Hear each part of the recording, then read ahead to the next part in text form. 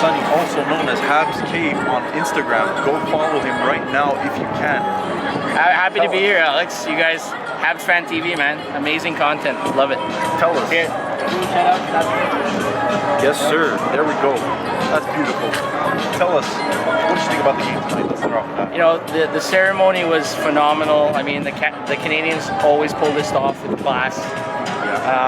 It was just class, pure class. You know, the fans were fantastic.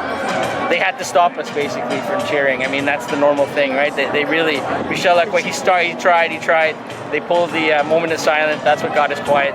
But it was just dignified and classy, like Montreal always does things. That's how they do it. Besides that, the game, you know, the guys showed some heart. It was a tough challenge tonight playing Boston. Boston's, you know, on a hot streak. Pasternak's coming back. It was a tough one, but they showed heart by coming back at the end. Yeah. A little short. Too bad. So we almost thought it was going to be like Game 7. Unfortunately, it didn't pan out that way. You know, if I tell you the name Guy Lafleur, what's the first thing that comes to your mind? Definitely class act. I've had the opportunity of meeting him a few times. Yeah.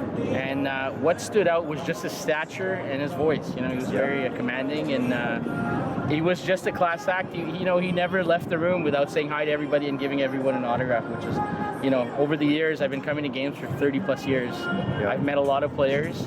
He stood out. He stood out amongst the crowd, just being a class act. You know, I'm not of the generation to see him play. I saw him play a little bit in the 80s, but again, I was a child, so. But again, you know, all our Habs players are legends. It doesn't matter when they played. I mean, you got to pay respect and homage to the past. You know? Yeah. That's the reason why we have 24 Stanley Cups. Absolutely. And obviously, during this period, you've been collecting a lot of memorabilia. Where did that start? You know, it all started with hockey cards. When we were kids, we all started collecting hockey cards. And then, you know, you get your first job and that's it. You start making a little bit more money. So I bought a jersey. I remember the first jersey was a Patrick Roy autographed jersey from the Stanley Cup Finals. I brought it to the framing shop. And I said to the guy, I said, I want to put this in a frame. I want to display it. He had no idea what I was talking about. You know, fast forward 30 years later, I mean, everybody's collecting memorabilia now. And I just started, man. And this, you know, as soon as you got some adult money, the price rose and I bought bigger and better stuff, you know. But I'm just happy to have sort of a place to display it all. Nothing's put away. Everything's curated, whatever I bring into the cave. And I'm happy to just, you know, share my passion with other fans and meet other collectors out there who share similar passions. When did you start making this more than just a little hobby and start making an Instagram page? Tell us, how did that start? It started during, you know, the lockdown. Right before the lockdown happened, TVA Sports came by the cave. They did a little filming, you know, during the game. We had like 25, 30 guys there. You know, Andy Pressoir made the video. He shared it. It got 1 million views in like 24 hours on the NHL.com because they shared it. I didn't have a page, and Andy's like, "Look, dude, open a page." So I opened a page. Do it. And you know, I'm not trying to make money. It's just all about sort of connecting with other fans, connecting with other collectors, and just sharing my passion of the red, white, and blue. That's all it is. Yeah. Well, you know what? I've been going for about 6 months. I'd probably say money is the last thing on the back of my mind. Right now, it's just about, you know, human experience, man. Absolutely. You know, hearing people talk about Guy Lafleur this week has been extremely emotional.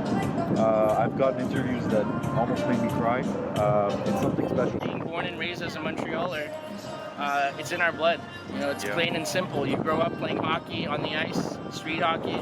It's never-ending hockey. Yeah. And you know, the heritage of the Canadiens forces you to. How can you not? Like, I see these guys loving Boston in our town. I don't understand. I just don't understand it. You have the greatest sports franchise right here at your footstep. How can you not love and adore them and just absorb all of that? It just energizes me. Even just talking about it now, I'm energized. Even though we've had a tough season, you know, carried, you know, what we did in last spring just carries forward. It was phenomenal. It was a great experience. You know, I feel like we didn't really get a break. It was a short summer. A lot of injuries, a lot of bad luck, but you know what? It doesn't matter. It's just phenomenal. I love being here in my city in Montreal and having this sports team in my city. I love this, and I live and breathe it. There's no feeling like it. I think, you know, when you have those statues out there, you see Richard, Beliveau, Lafleur, the big three. So the big three. You look at the kind of influence they brought to the city. Almost everyone has a picture with Guy Lafleur, and you look look now, I hate to bring it up, but I have to because it's just on my mind. When you think about, Shea Weber not being around this year, does that bother You know, I hate saying anything derogatory, but the truth of the matter is he should be here. Shea Weber should be here. He's the captain of the Montreal Canadiens. No presence. It hurts. It hurts as a fan. It hurts as just, as a sports fan, period. But obviously, as a Montreal fan, it just hurts. I just feel like his presence would have been appreciated. We do pay him a lot of money. He is our captain. I would love it if he could stay here during the season and then go, rehab at his house, wherever he wants. But during the season, we're paying him a salary. He's our captain. He should be here to sort of lead the boys. I think, for me, it was just like relinquish the captaincy, if anything, but don't do what you're doing right now. There's other ways to go about this. Even if you can't contractually talk about it, I don't care about no laws. I don't care about no contracts. Relinquish your captaincy, give it to Gallagher.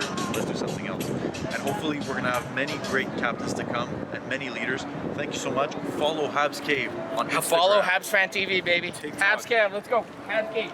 There we go. Thank you guys so much. Thanks, guys. Habs Fan TV, thank you so much for watching this video. Don't forget to like and subscribe. Subscribe. Subscribe. Like. Subscribe. And comment on our videos below. Thank you so much. Thank you so much for watching, guys.